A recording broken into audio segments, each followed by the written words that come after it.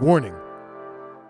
The facts you are about to hear are based off 2 hours of researching the pros and cons of history's heroes and most controversial figures.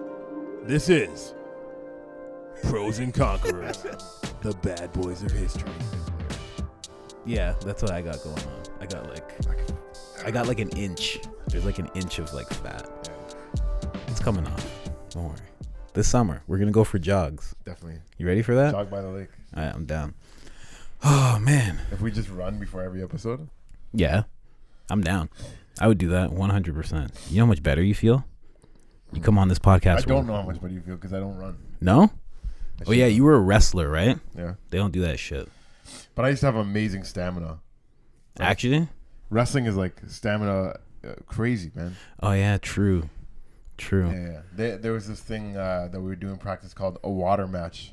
And a water match is when it's just straight up. All you're doing is getting taken down, taking the guy down, getting taken down, taking the guy down. Like, you're just going back and forth. Like, you're not defending it. You're just letting the guy shoot a double leg on you, whatever. Oh, so it's like some wet ass positions. So it's just like, it's so tiring, just getting down, getting back up, getting that. Yeah. And obviously the mat gets fucking soaked of sweat because man's is that why they call it the water thing? I don't really remember. Do they, before the matches, do they say pause? No, like before and after the matches? During every point. Yeah. Every time you get a point, you're like, pause. I gotta throw you by your leg right now. Pause. You step in with that outfit. The singlet. True. Yeah, I used to wear those, right? The onesie? Yeah. The romper. Way before it was popular. A reversible, green, red on one side, blue on one side. Bro, do you have any videos from that? It'd be tough to dig them up. I don't know. I used to, like, definitely my dad had the fucking camcorder out every once in a while, but I don't know where those videos are now. Yeah, you should ask him because that'd be dope to see. That'd be dope. I have football highlight tape right over there. For real? Yeah. You? Yeah, I'll show you after. Doing touchdowns? Defense. So listen to me doing touchdowns. I got some interceptions, some tackles, a lot of batted balls out of the air. Bro, I got none of that shit. I wish I played a sport when I was younger, but I just couldn't do it. My brother was like, you had no hand-eye coordination. Really, That sucks.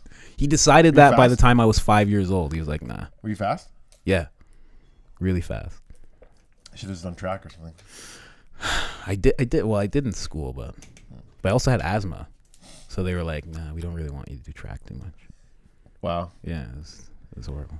Do you have a gluten allergy too? I do. You know that. Yeah, what a weak-ass black guy you are. Gluten, dairy. No, you know what? Because you know what? All the weaknesses, none of the strengths. Most of them are allergic to this shit. They just never spring for the $600 to get tested. True. Yeah. Nobody has that money. Everybody has money for a PS5. Nobody has money to get tested for their fucking hormones and levels. Yeah. That's facts. You know why I'm talking like this right now? Because we're about to do Malcolm X. I'm preaching today. Fucking preaching, bro.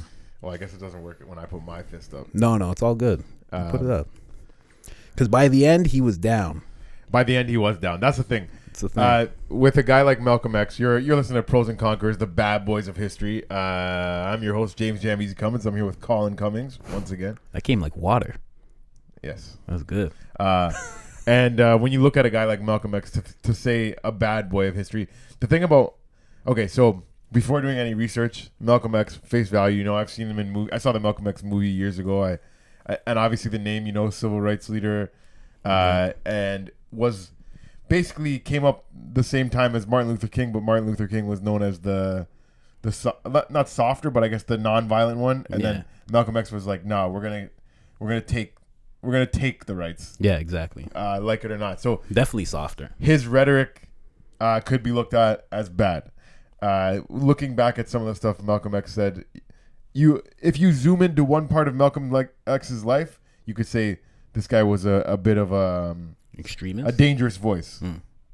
But if you zoom out and look at everything he did as a whole, I think he does come out looking pretty good, which is what we do here. Right. We try to look at it as a whole. So zoom into one bad part of his life. Okay, when he was a teenager, 18 to 21, he was involved in a lot of crimes. All right, robbing, Who's not? Drug dealing, prostitution, or whatever, pimping, whatever. He was a pimp? Yeah, they say when You he gotta was clarify that, man. He wasn't a prostitute, y'all. No, he was pimping. He was pimping. And how could he not with that light skin and those beautiful eyes, and a way with words. Ladies, I do not want to have to put my hands on you, but it is possible with the back or the front of the hand. I wish I knew. Oh, what's one of his quotes that would use well for pimping, because he has a lot of one of his quotes. Yeah, you know what I mean?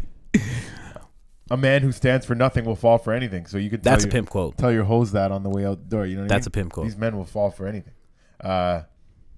We are nonviolent with people who are nonviolent with us. But bitch, if you don't give me my money, I will feel violent because you're hurting my pockets. This is what we're doing right off the top, talking about some of his great quotes from a pimp perspective. Stumbling is not falling. There you go. Fair enough. Anyways, we'll get back to quotes in a little bit. But like I said, okay. I'm just gonna say the one last one, because that one's after you backhand a bitch. Which one? Girl, you stumbled. You ain't fall. Go ahead, wipe yourself off. Yeah. I just stumbled. I'm fucking around. I love Malcolm X. He was actually, his autobiography was the first book that I ever read from back to back.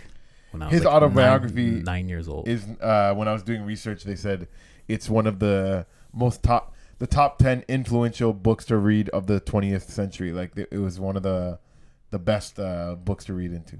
Yeah, I read that when I was a kid, and I actually read it and I liked it. It's fucking crazy. Okay, so when you read the book, do you remember? It's hard. It was when I was 9, but yeah, I remember. Oh my god, the gist of it. What? Okay, so a 9-year-old black kid reading Malcolm X's book. At the end of it, were you like, white people are good or white people are bad? I didn't see it like that at all. I read it as his life, so I didn't see white people as anything. And plus, I lived in a white community, so I was like, white people, all right. And also, I was going through shit like somebody would go through in like the civil rights movement, like weird fucking people attacking us, people like doing all sorts of shit. To you? Yeah. As a kid, like I've had rabbis when we were kids chase us with like poles and shit if we went onto like their playground and shit. I've had like kids whip rocks at us and shit. Wow. Yeah, like all sorts of wild shit. So yeah. I already had my idea of white people. Yes. And I got assaulted by a grown man when I was a kid. Because Malcolm X, like, he did say some wild stuff about white people, but like I said, zoom in on that and you're gonna be like, this guy had some dangerous ideas. But zoom out and you see, okay, where did these ideas come from, and where did they end up? Like because that wasn't his final opinion. Like when he, we're gonna get. I'm bouncing around all over the place now, but basically, okay, let's just take it as his life went. So in 18 to 21, he was involved in crime. Now, when he went to jail, this is where he found the Nation of Islam. Now, this is where his ideas of separatism started saying whites are inferior. Whites are created by evil scientists. Oh, are they? Black people are the originals. This is the ideas that he was getting preached or reading up on and being learning. Like, because okay, so apparently when he was first in prison, his nickname in prison was Satan, and his nickname His nickname in prison was Satan because he would just pace back and forth, cursing out God and cursing out the Bible. This is before he found Islam. Now when he found this religion that was saying whites are inferior, blacks are the original, whites are created by evil scientists, he was like, you know what, this religion stuff isn't so bad. He's like, this is one I can get behind. He's and like, I don't say evil scientists, but I definitely have a lot of original talk when I talk about history and black people. Yeah. He's like this. So I understand where he's coming from. This Book of Islam slaps, and I'm not just talking about the women.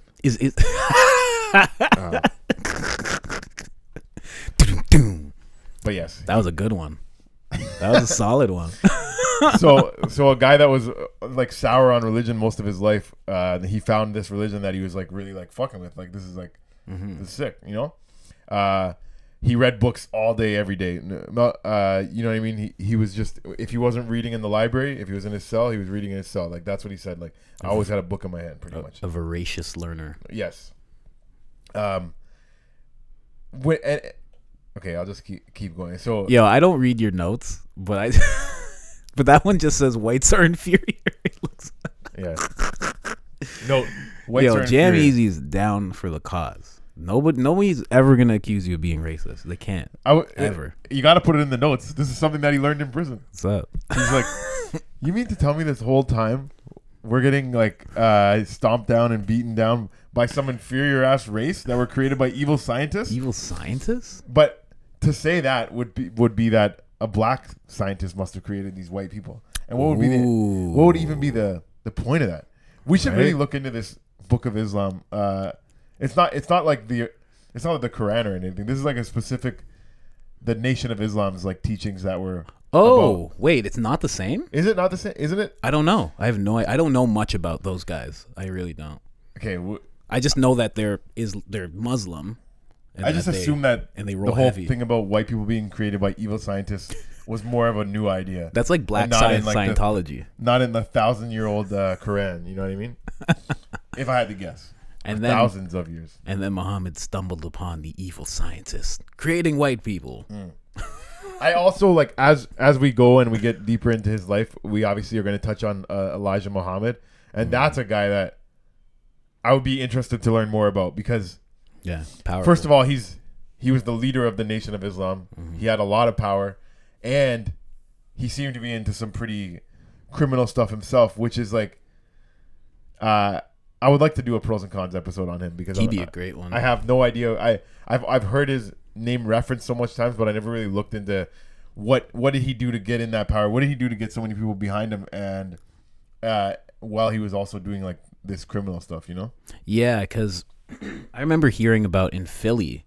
I forget who it was. I remember I was watching some true crime thing, but they were big in Philly. Like it was like these Islamic guys that were like really heavy into like the gun and drug trade, like heavily in Philly. So it's really weird, and they were doing it under the guides of like Nation of Islam. Like, they worked their ways into it and were doing shit like that. It is interesting that like even when we did Mother Teresa, like it's not like criminal stuff, but like these religious people get gangster about their religion and making money for their religion. So it's like, maybe that's all what it was really about. Like, you're doing crime to boost the Nation of Islam. But okay, so where else are you gonna get your money, right? When Malcolm X came out, he that's when he got out of jail. He dropped his slave name Malcolm Little and he became Malcolm X. His last name was Little? Yeah. I would have been itching to drop that shit too. Fuck all that shit. Little? Nah, we not doing that. Lil Satan. Lil Satan? Yeah. Good rap name. So he got out of prison. And after 6 years, so he was in prison for 6 years. Mm-hmm. So there was so much. 6 years. 6 years. Fuck. All that reading, and and that's when he started writing letters back and forth between him and Elijah Muhammad. And that's when, like, right when he came out, Elijah Muhammad already like fucked with this guy. He's like, this guy, he's so smart. Really? Let's make him an assistant minister at this one at a temple in Detroit, and then he ended up establishing a new temple in Boston and expanded one in Philly. Like he was a really good preacher of the teachings because he had learned so much and he was very smart. So in the first year that he was out, he grew the Nation of Islam first 3 years. The first 3 years out of jail, he grew the Nation of Islam from a few hundred to over 6,000 members. Yeah. For real? And then by so he got out in 1955, and by the early 1960s, so only a couple years later, he grew it to over 75,000. Okay, so he got too powerful. He could have easily made his own sect of things, and most of them would have went with him, and they would. Yeah, that's the thing. Like he got, it's so like so. I'm very like we definitely need to do an episode on Elijah Muhammad because I'm so curious. Like when we do, it'll be like how so did much Malcolm X get so much of the? He grew the nation. He was the face of that 100%. Even though like he always had to give respect to Elijah Muhammad, but it's like, but why? But how did he not have more pull when he left? You know what I mean? Yeah, it's weird. How did he not have more pull, or maybe did he even try to exercise that pull? Because even in the movie, he could have exercised the pull and just been like, Muhammad Ali, you're gonna be my first guy. Yeah, you're gonna be my right hand guy. Like he could have easily just done that. My first move isn't bringing you into the Nation of Islam; it's bringing you into my whatever he called it next. Like he started something called Muslim Mosque Inc. or something like that. Like, Really? what's it called? I see. I'm going. I was trying to keep things in order. It's hard. It's hard. It is hard. So yeah, I guess that is definitely a. Let's just stop right here and say the fact that he was able to do that is a huge pro. Yeah. The fact that he was able to speak to so many people, like you're touching people's hearts, you're touching people's minds, you're waking people up to new ideas, and even though he was saying some stuff that people would say is like a dangerous idea, is like he was very opposed to integration. He was a separatist. Yeah. You know what I mean? And he was opposed to nonviolent movements. This is one of his favorite quotes. We don't teach you to turn the other cheek. Anyone that puts your hands on you, you do your best to make sure he doesn't do that to anyone else. So like that's, you know what I mean? And he thought to be nonviolent is to be defenseless. Yep. Like to be nonviolent, you're not defending yourself. Yeah. He would call other civil rights leaders Uncle Toms. And I looked up the definition of Uncle Tom, even though I'm pretty sure I know what it is. But a black man to be considered excessively obedient. Yeah. 100%. So when Martin Luther King gave that "I Have a Dream" speech, the famous one that we all know, Malcolm X called that a farce on Washington. He's like, that speech was bullshit. You have a dream that we're gonna all live together? He said, he's such a gangster. He's just like, yo, that's nonsense what you're saying to me right now. He said, "Whoever heard of angry revolutionists all harmonizing, we shall overcome, while tripping and swaying along, arm in arm, with the very people they were supposed to be angrily revolting against." Revolting against. My bad. Yeah. But yeah, so facts. Like I said, Malcolm X, along the way, there is stuff that he said. There is ideas that he had and everything that would make you think, okay, this guy was a dangerous voice for the nation. But like you said, later on in life, he didn't finish those with thoughts like that. He was very anti-white for a good 5 years at least when he was really going on these preaching tours, though. Yeah.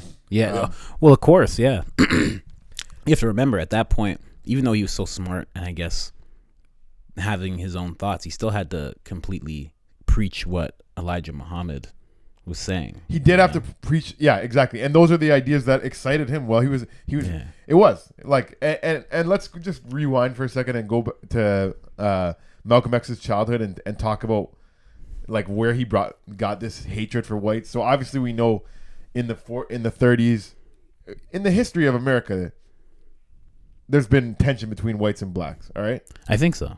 100%. We can agree on that. So his parents were followers of Marcus Garvey. Another. Wow, sick. Tell me who Marcus Garvey is. Marcus Garvey. He's just another one. I don't know much about him, but I know he was Jamaican. Yeah, that's why I always rep him so hard because I'm Jamaican. And he was one of those dudes. He was in my mind, he's right along. Right under Haile Selassie, who's the guy. He was an emperor of Ethiopia, and he was somebody that all the Rastafarians really regarded as godly. So he was Marcus Garvey was kind of like that. He was an explorer, and he was very much now that you say it, he was very much minded like Malcolm X. Yeah, he very much thought. I think he even said something about going back to Africa. I don't know much about him, but there was a lot, and he was an explorer.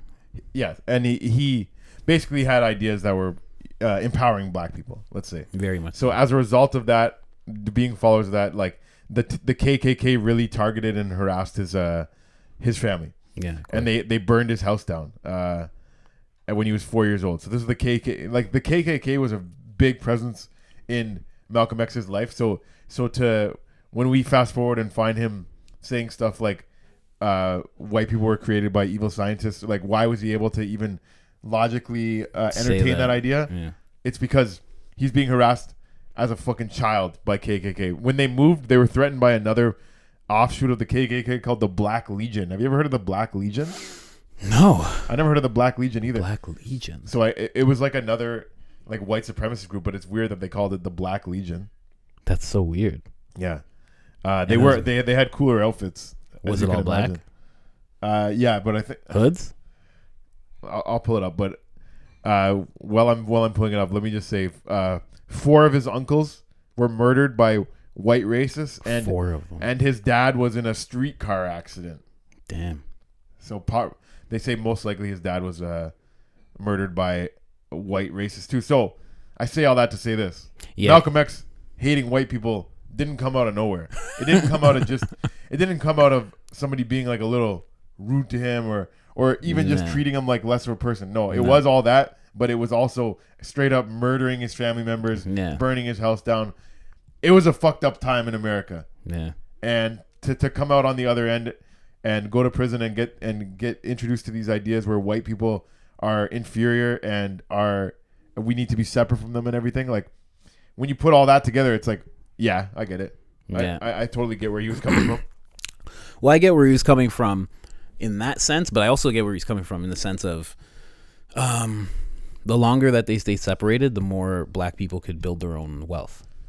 Because once you integrate with the people who see you lower than, you're going to be put in a lower position at all times. That's the Black Legion. So, no, it's not. That's not real.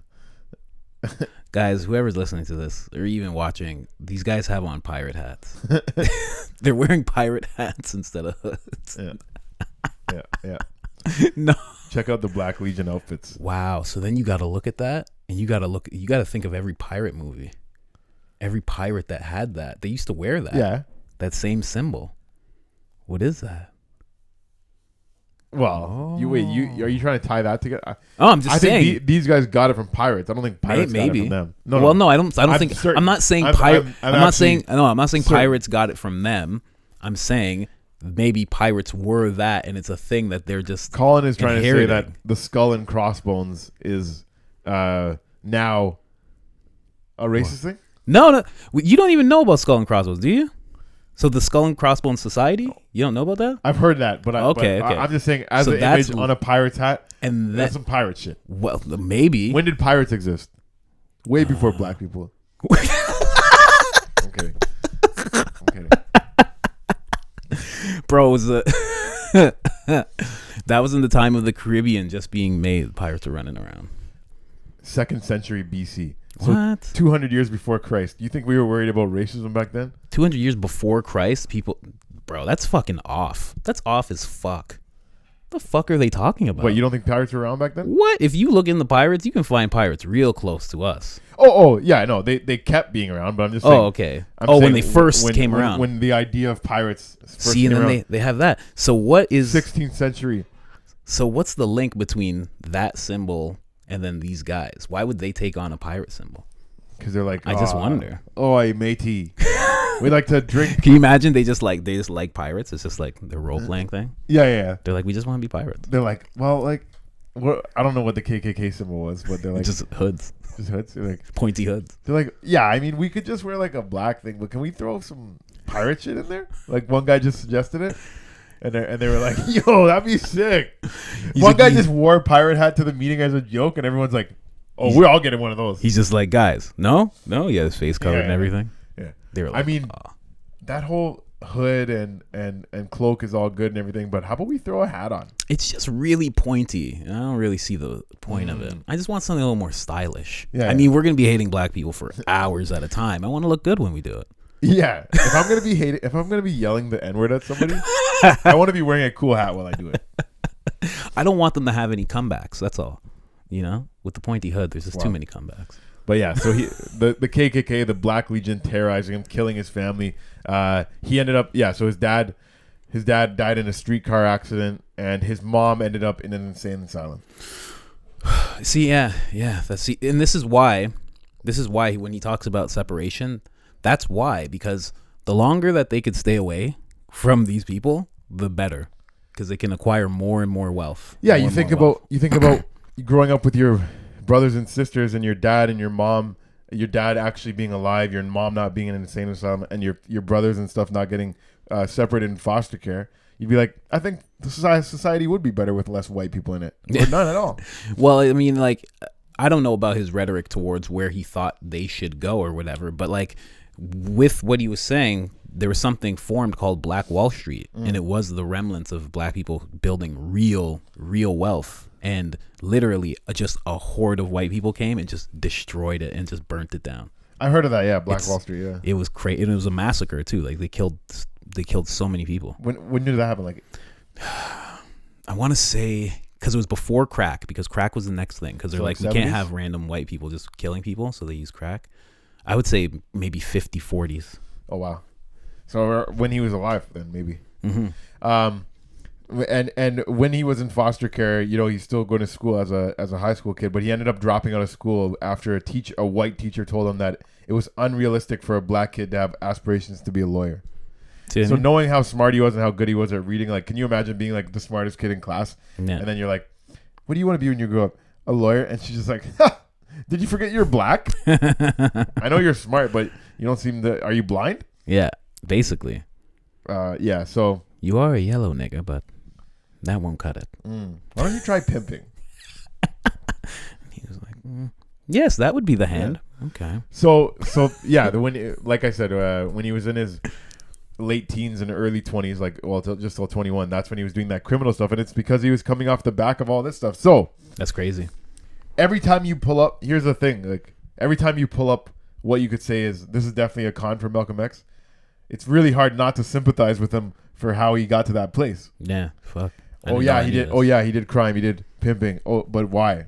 Well, his teacher's telling him not to even have any aspirations of having a fucking career, even though he's a fucking like a brilliant mind. You know what I mean? Yeah. Why did he hate white people? Well, there's tons of reasons. Yeah. It's wild. It's wild. I have a friend that's his family's actually like that. He's black, and they don't allow white people in the house. Yeah. Yeah, because they have like a past like that of uncles just getting beat and hoses and all that shit. So even to this day, she's just like, no, I don't want white people in the house. She's like, I'll work with white people. Like, this is his mom. He's like, I'll work with them and stuff, but like, they're not coming in the house. That's wild. Yeah, and like his best friends are white. That's so he's just like, sorry guys. The whole not coming in the house thing that just brought this up in my mind. We both recently watched that movie One Night in Miami. Yeah, fuck. What a crazy scene it is when. So they're showing. I guess this is in 1964, and Jim Brown is going to a neighbor's house, who's being mad friendly to him. He's so sweet. He's Mad such a sweet him. man. He got him lemonade. A white man, and he's basically like. Basically, at this point, Jim Brown's like, yeah, like nobody else. I wish everyone like felt like this about me. Like, yeah. The other white people in town aren't so proud of me. Like, basically, this guy was like, I'm so proud to have you coming from my city, being so big in the NFL. Yeah. And then Jim Brown offers to move to help him move something like a chess dresser or something, and he's like, yeah, we. He's like, oh, that's all right and everything. We don't allow niggas in the house. He said niggas though. Yeah. Oh, we don't allow. Yeah, we don't allow niggas in the house.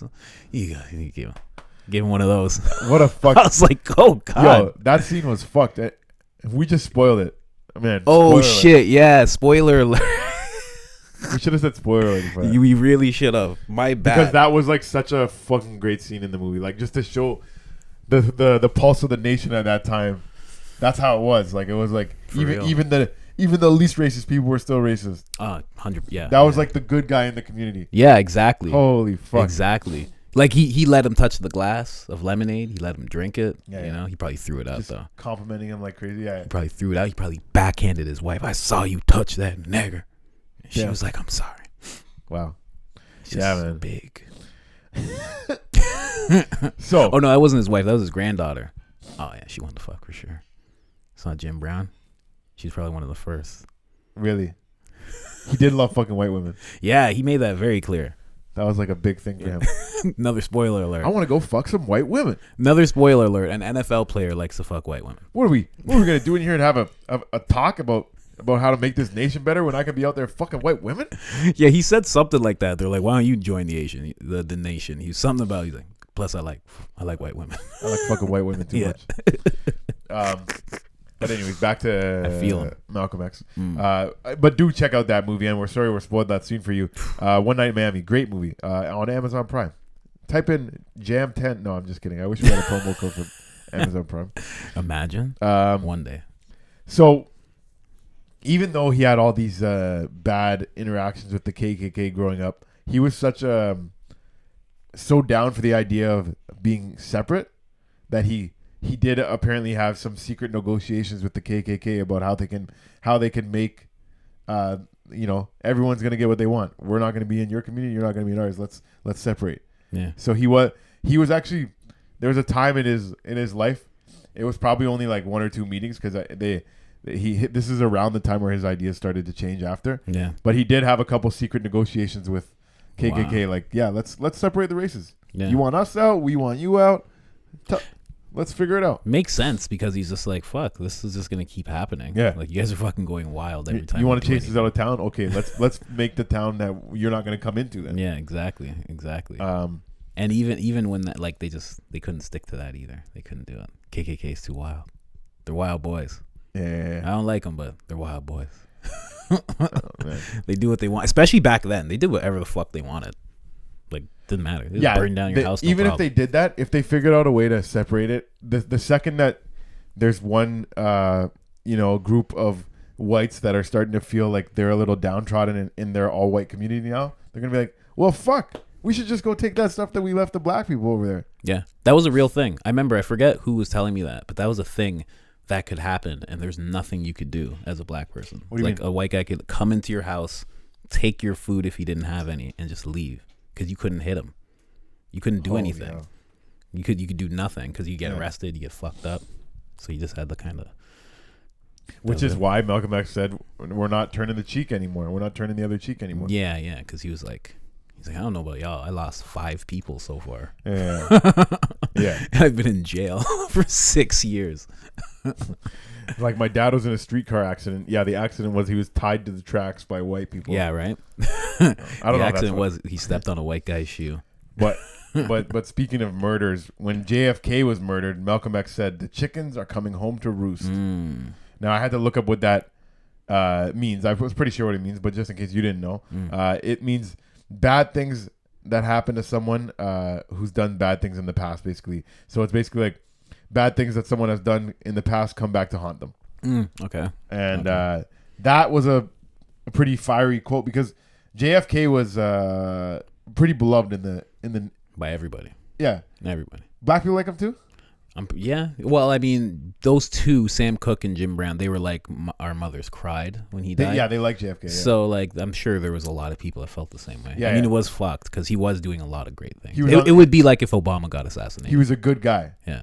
And so that's when he got suspended from the Nation of Islam. But it's crazy because that quote, one of the most controversial quotes in his life, the one that it ruffled the feathers of not only white people but black people too, and his own Nation of Islam. This is when Elijah Muhammad was like, "You're suspended." Oh, really? For saying that quote. Oh, wow! I didn't. You didn't know that? Damn. That's what he got suspended for. So he got suspended from speaking at any temples or anything for 90 days because of saying the chickens are coming home to roost about JFK. But that suspension led to Malcolm X started questioning his position there, started thinking about maybe I shouldn't even be this anyways. And this is where really Malcolm X started he was always a great speaker, always a great thinker, but this part of his life is really when he started bringing all the ideas together, starting to kind of get a better concept of what he was really going for. Yeah, more so stepping out of what Elijah Muhammad was saying and more what he's thinking. Now, we touched on Elijah Muhammad not being that great of a guy, and if we did an episode on him, this would be probably one of his cons. He had the reason that Malcolm X left is because he found out Elijah Muhammad had six different sisters, all pregnant, and some of them were underage. And it was just like he was doing some stuff that he shouldn't be doing. Wow, that's fucked. They were like his secretaries, and he got them all pregnant. He had like 10 kids by 6 different girls. Damn. Yeah. Fuck. God damn. So knowing that, since Malcolm X was a pretty clean cut guy. Very. Yeah. He had a wife, kids. Didn't really swear. Didn't drink. Didn't do drugs. He was very clean cut. So to find out that your leader is actually doing all this negative stuff, crazy. It was. He wanted out, but he wasn't going to talk shit about what they did. But he ended up, and that's what got him killed in the end. But Allegedly, that's what it seems like. That's definitely how the movie painted it. If anything, I know a lot of people are afraid of Nation Islam. They want to speak on it because they're very powerful. But should we not even be having this conversation? I don't really know much about it. Yeah, no, I don't know much about them. But I know when they come to protect somebody, everybody backs off. Like when Michael Jackson fucking had them, everybody backed off. When Mike Tyson had them, everybody backed off. Like they're pretty powerful. They just kind of step into places and everybody kind of bows down. Yeah. Like, yeah, it's just weird. It's very odd.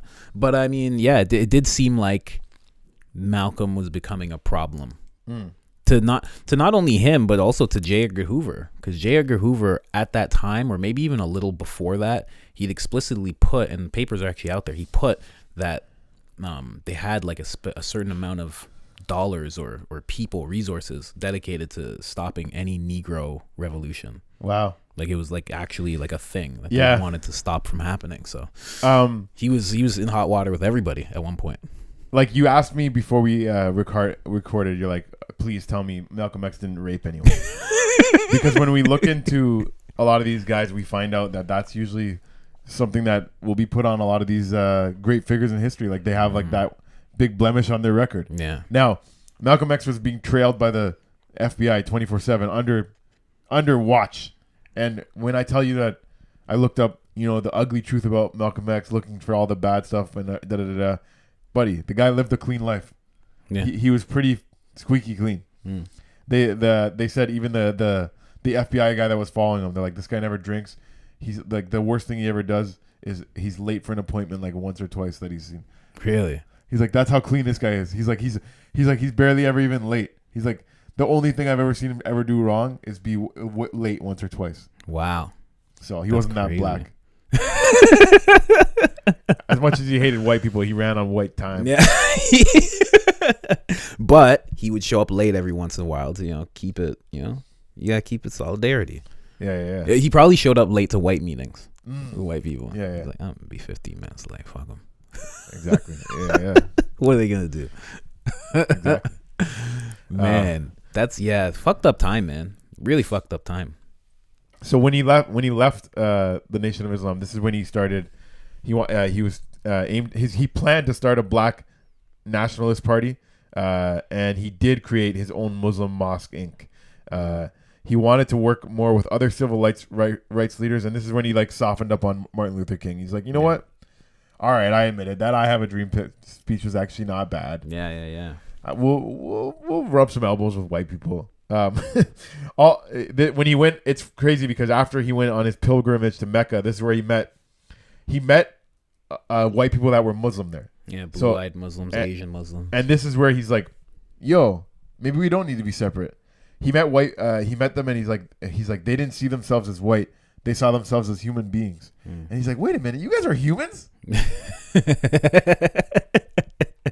And it was like straight up like, what? Show me proof. He's like, what? So now he's like, it's just American white people that I want to be separate from. He's like, if American whites were made like this, then we wouldn't have a problem. Like American whites made him think that they didn't treat him like human. It made him think like, yeah, maybe the evil scientists must have created these people in labs. They killed 4 of my uncles for just being black. They must be evil. Yeah, exactly. You know what I mean? Not realizing that there is other white people in the world that aren't like that. Yeah. But you can, like I said, you can sympathize with his position because it's like, if that's all he knew and that's all the energy he was getting, how could you not feel that way? Yeah, exactly. So Exactly.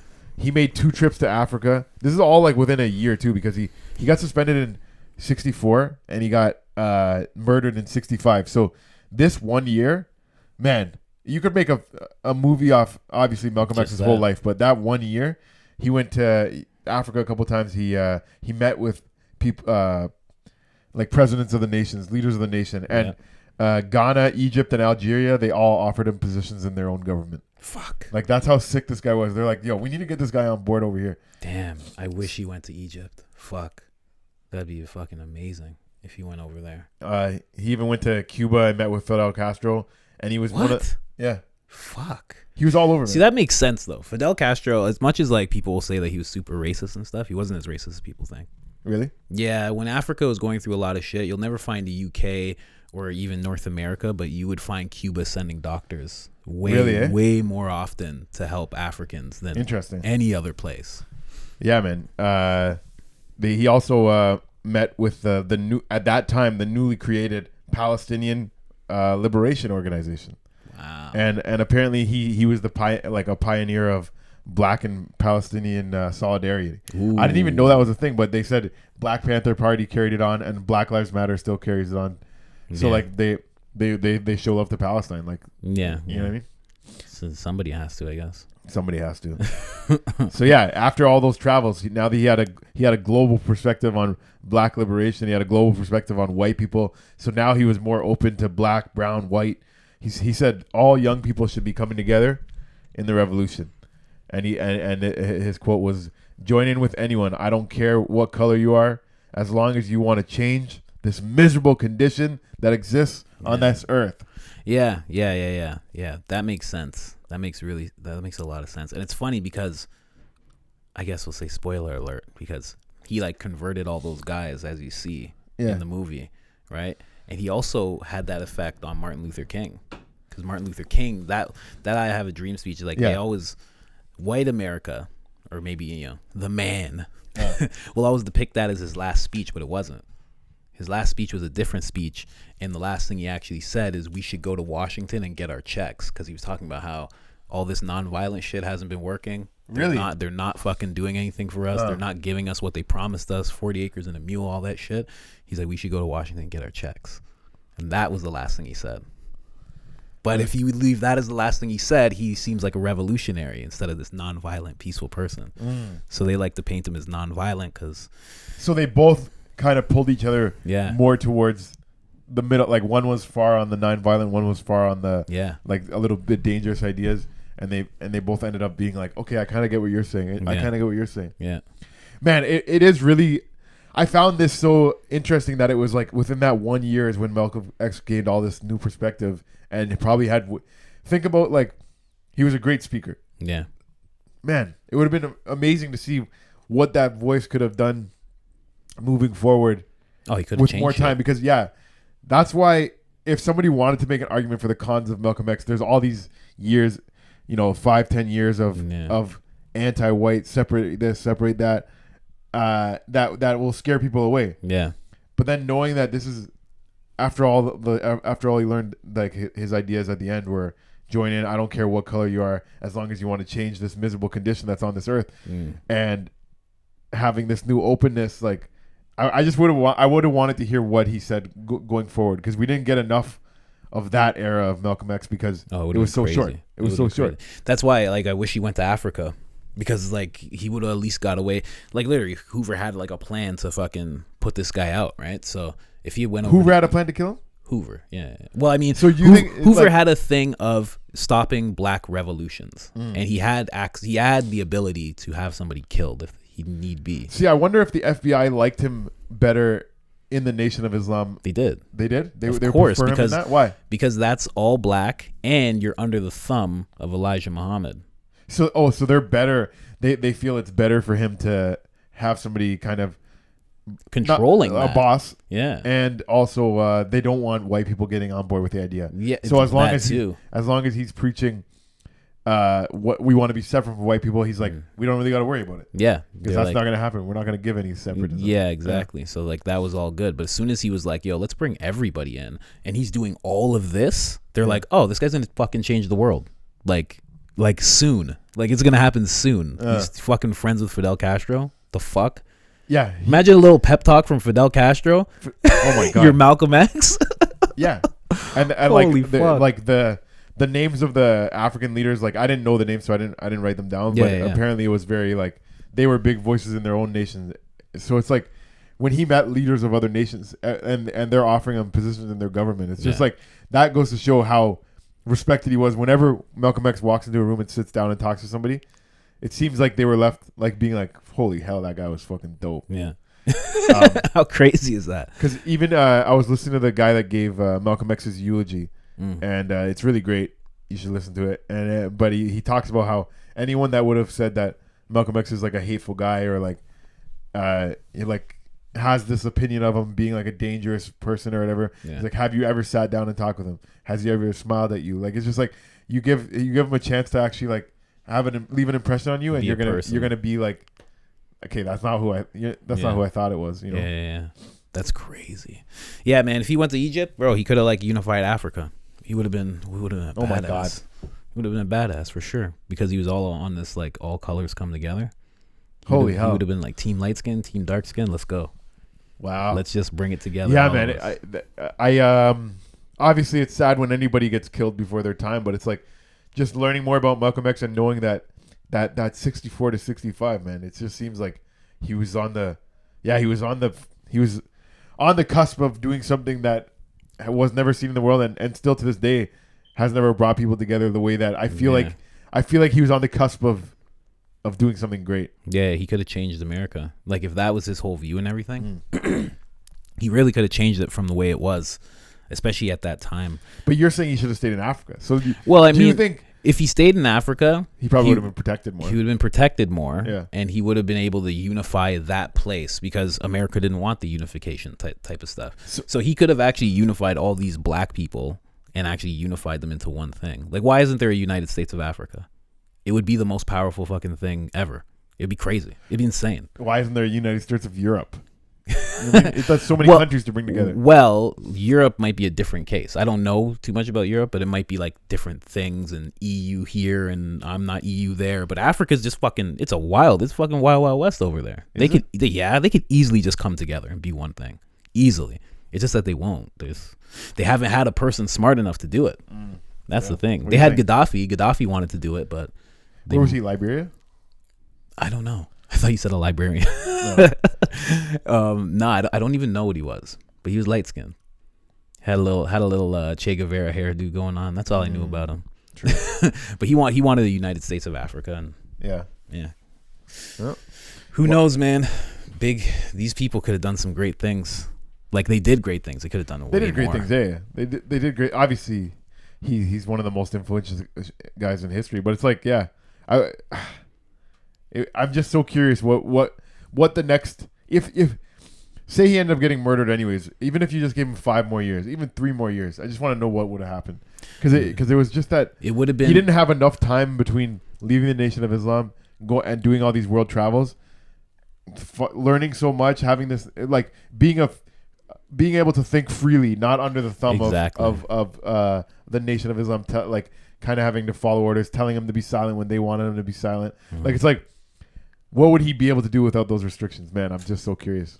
Man, it would have been a lot. It would have been a hell of a lot just because, yeah, it would have been so much. Think about what he did in that 1 year. 3 more years, he would have had time to sit with what he learned, and then he would have time to reach out to everybody who was nice enough to be like, hey, work at our government. He would have been able to reach out to these people for resources.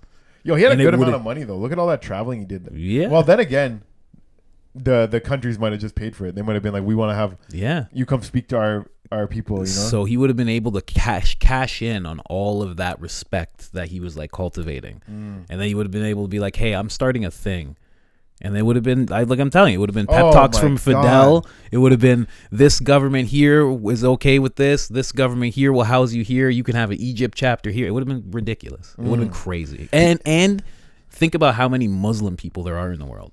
That's what I'm thinking. Like, a lot. So when he went on that pilgrimage to Mecca, he came back thinking like maybe if in America if white people were Muslim, they wouldn't be so hateful. And then I was trying to think, I'm like, does Christianity teach you to hate people? But I don't think it does. But then it doesn't. But then why do KKK do is like the burning cross and everything like they mix in some I was gonna say Christian elements into their shit. They pervert it for their own benefit. You know what I mean? Like, you know, Jesus probably wouldn't want you to kick in a gay dude's head, but somehow they read this and they say this and then they get mad and they think it's okay to do that. It's just them perverting it. It's not the religion that's the problem most of the time.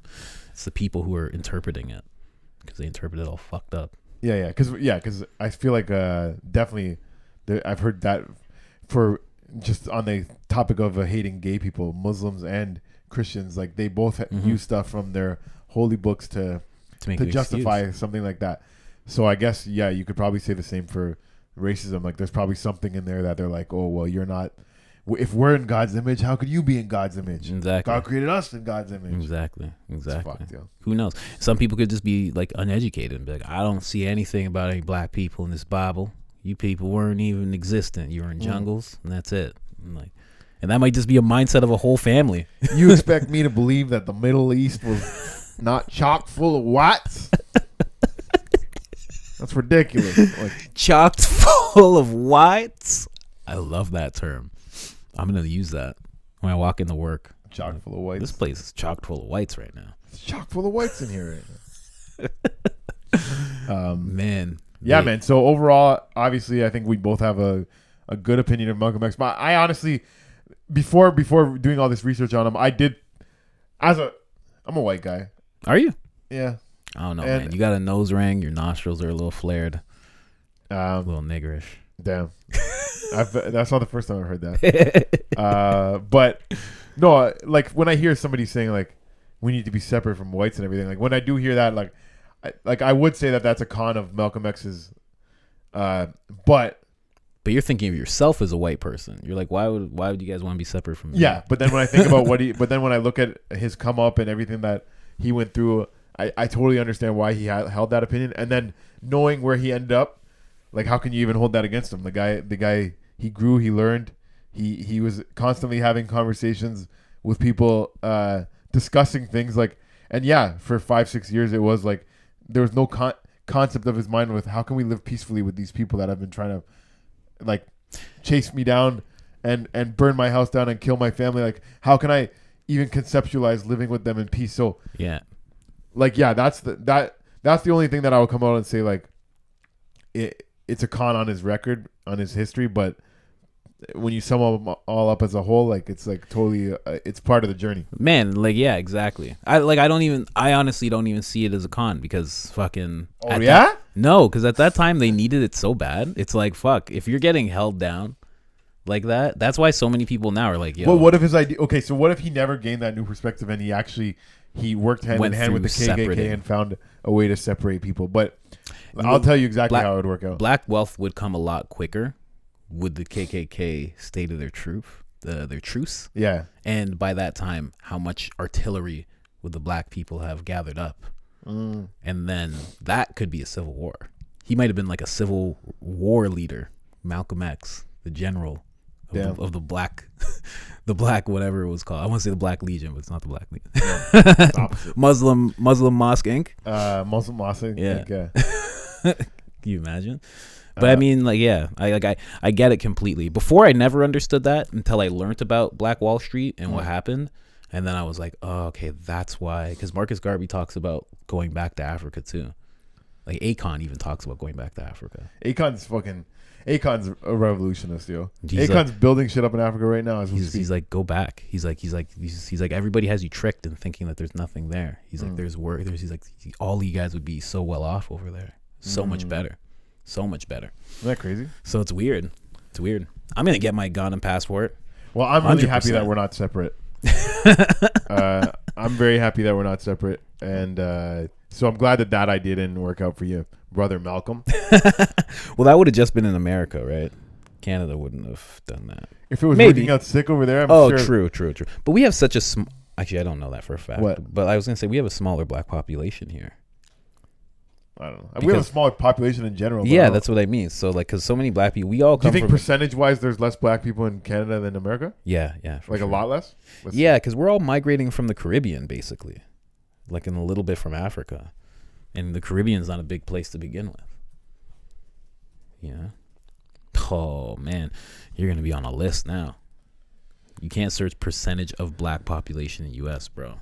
You're on a list now. So it's 13% in USA? Yeah, 13%. I could have told you that. Oh, really? Yeah. So why didn't you? Why'd you save me typing in? 3.5. Whoa. Really, eh? Wow. Bro, the Caribbean's so fucking impactful. We don't play games, bro. We don't need a lot of us to fucking impact things. You think we're everywhere. That's crazy. Yeah, no, well, because Caribbean people I live loud, in a part bro. of Canada where there is black people everywhere. I just can't look at my left. There's one there. It's true. I can't throw a rock and not hit a black person. I wouldn't. No, No. All jokes aside. I would. Yeah, no. I believe you. You're one of the good ones. Malcolm wouldn't have separated with you. He would have been like, No, "You can come." I don't know. If I met him before 64, he would have been like, get the fuck out of my face. What are you doing? He would have looked at you. You probably look. You're just soaking up all that black culture. You culture vulture. Yeah, I know. Nah, man. I think he would have liked you, bro. He would have liked you. He would have been like, "This one's. He's all right." I've definitely been one of the few white people that some people that don't like any white people like. You know what I mean? Me too. For white people who don't like black people. Really? Yeah, I've heard that a lot. You're very palatable black. Did you know? Did anybody ever tell you that? They'll be like, "You're good. You're one of the good ones. Yeah. You're well spoken." That's exactly what they say. Like that. I've heard. I don't even really consider you white. Yeah. Because I have like friends.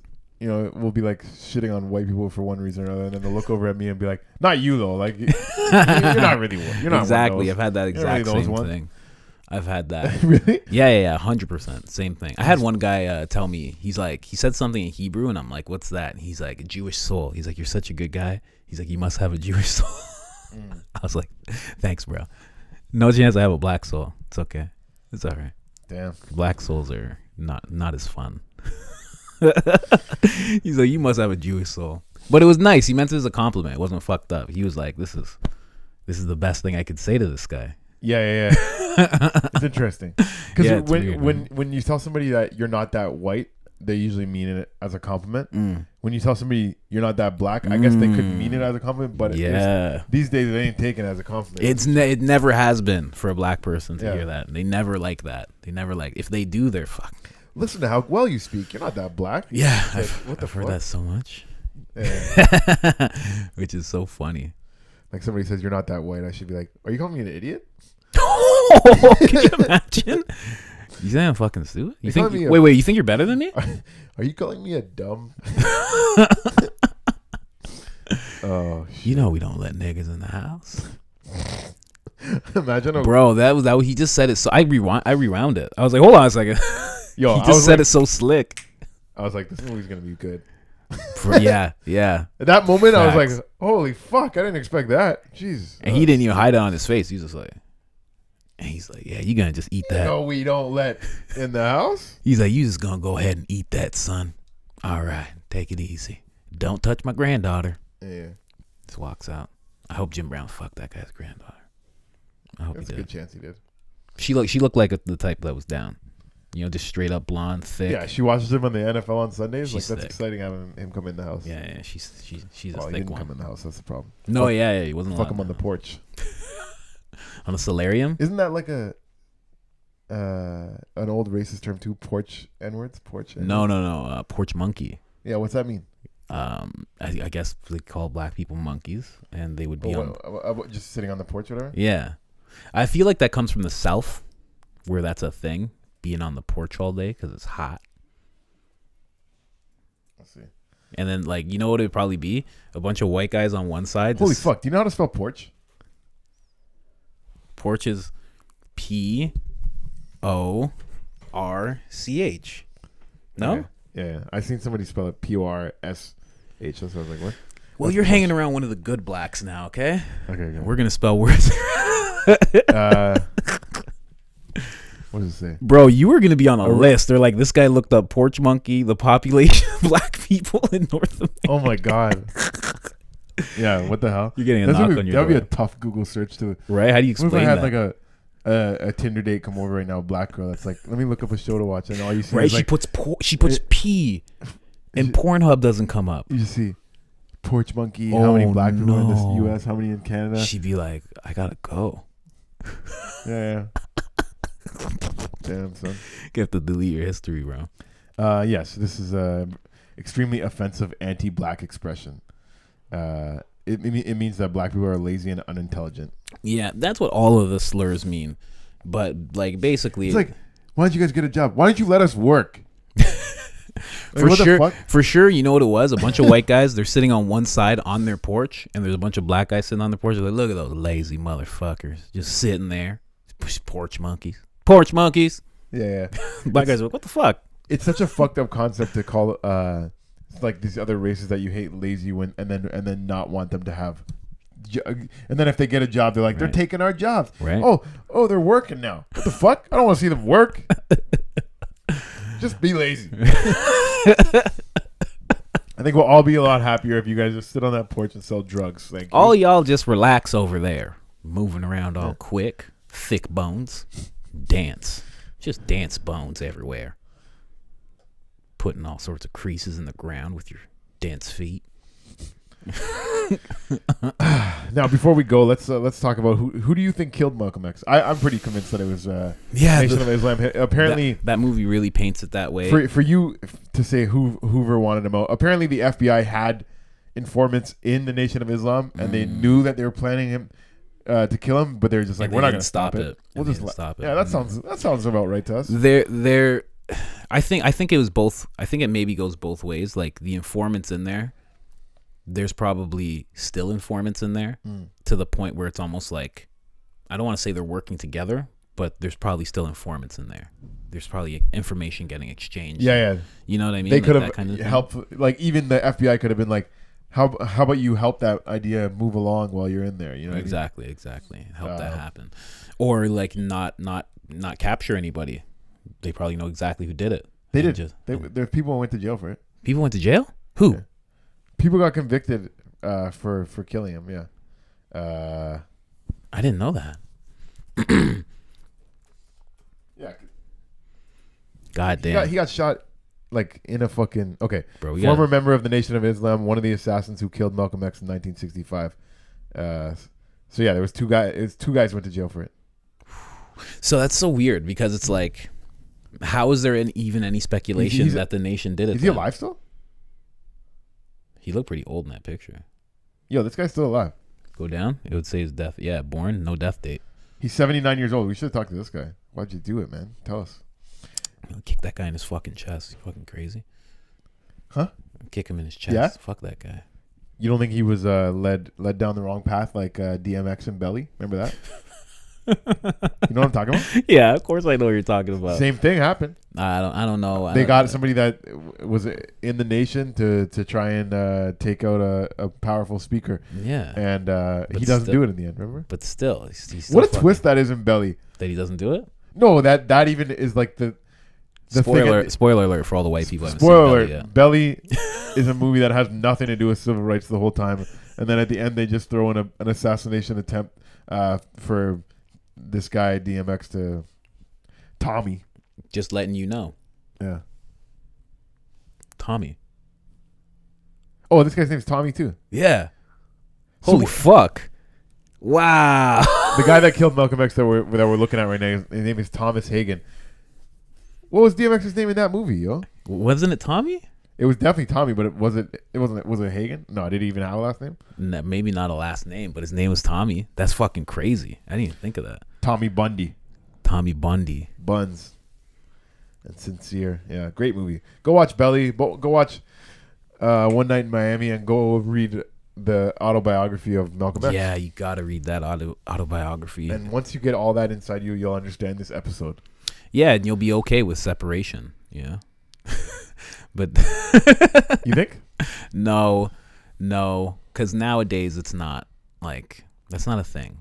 I don't know. Like, what would you do? Like, what, you gonna separate every state? That's retarded. Oh, sorry, you can't say that. Sorry. Yeah. No, it's insane. You can't do that. You know what I mean? Like, I don't know. It would be too hard. Plus, things are a little different. At that time, it was like almost necessary.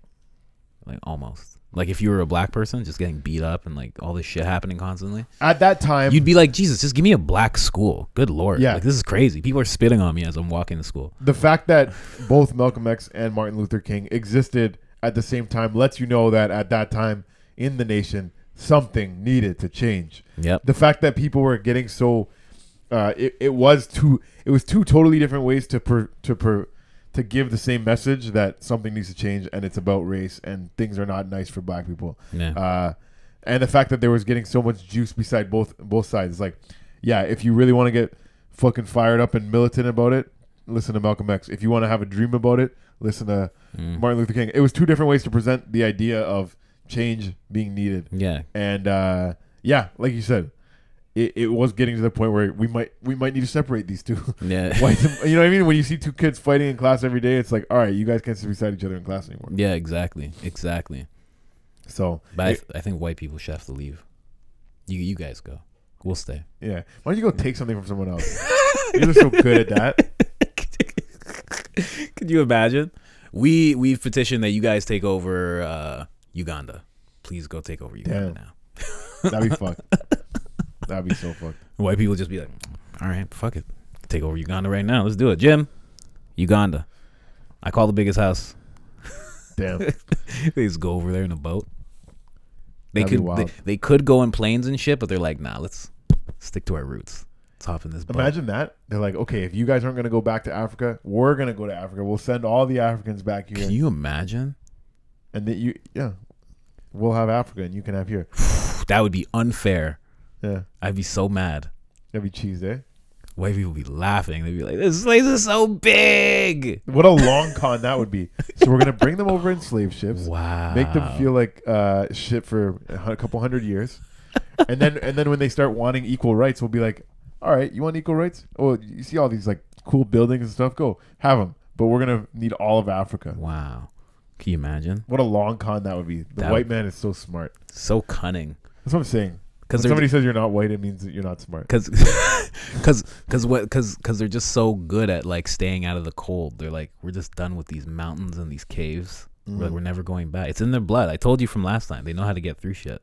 White people know how to get through shit. They're just shit, like, we're not ending up in caves again. We get through pandemics. We will murder everybody here if we have to go back to caves. You're all dead right now. They're like, we're not playing around. Damn. It's like in their it's in their memories. Wow. Ancestor shit. Well, like I said, I am glad that we didn't separate. I'm glad that even though there still is racism in America and in Canada and all over, but we've done good. We've done good. From where we came from, we've made some pretty substantial steps forward. We've done good, but we're nowhere near where we would be if these men survived. And that goes for Kennedy, Malcolm X, Martin Luther King, all of them. If they all survived, we'd be a lot further ahead as a whole North America, as a whole world, I think. Yeah. If they survived. Huh. See, I wonder if that just bringing up JFK again, because when he says the chicken's coming home to roost, I wonder if he's saying that because JFK is a white man, or because of like the rumors that JFK came from a crime family too, right? He knew. For sure. So if he's meeting with world leaders and he has access to all this, and then Elijah Muhammad is like almost like this kingpin type of thing where he knows all this shit, he probably for sure knew. We used to deal drugs together. Yeah, exactly. Yeah. They probably moved in similar circles, so he probably knew like, yo, this guy deserved that. You guys don't even know. Like he probably in his head, based on what he knew, he was probably like, yeah, what the fuck? Yeah. I just want to give a quick apology to the Nation of Islam if anything offended you on this episode. This is a comedy podcast. It's half comedy, half history. His name is James Cummins. I'm the one with the G at the end. He has no G. Okay. We both wear hats, but I'm considerably darker. I have a tattoo on my hand. That's how you can differentiate us if you decide to roll up. I know we do look like twins right now. But anyways, no, I don't want no quarrels with the Nation of Islam. We got no problem with the nation. And I'm canceling the episode that we were going to do on Elijah Muhammad. I don't want to dig up any dirt on him, to be honest. Now I'm getting a little scared. Yeah, man. Sad case. A sad case. But you know what? I don't know. It's so weird because it's like, what if he survived? What if he didn't?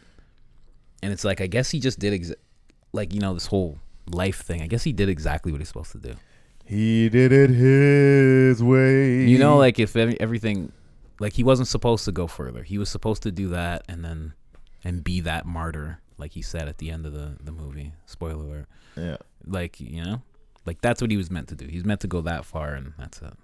Which sucks, but that's what some people are meant for. Yeah, the impact of somebody getting murdered or assassinated, like it does leave. It makes that person even more grandiose in history. You know what I mean? Yeah. Now, obviously, what he could have done in the next 10 years, like you're saying, like if he could have made a United States of Africa or made some other massive change in USA, maybe would have further along the civil rights and maybe to this day black people wouldn't be getting killed by cops and stuff and having these movement still needed to go on. Yeah, but exactly. his name is obviously ringing out in history either way. Like what he did in his time, even though it was too short, it was cut short. He still made a huge impact in history, obviously. Yeah, basically. All the greats, short times and big impacts. Yeah. All the greats. Live fast, die young. Yeah, man. You see Al Sharpton? The fuck's Al Sharpton doing? He's been at it for like 50 years. Nothing.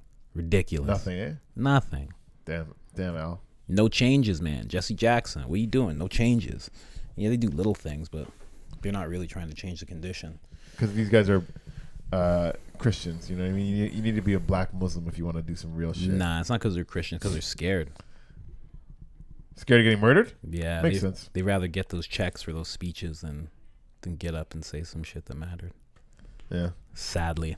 But he's looking good now, Al Sharpton. Man, lost weight. Look at him. You see that? He's mad skinny now. Anyways, yeah.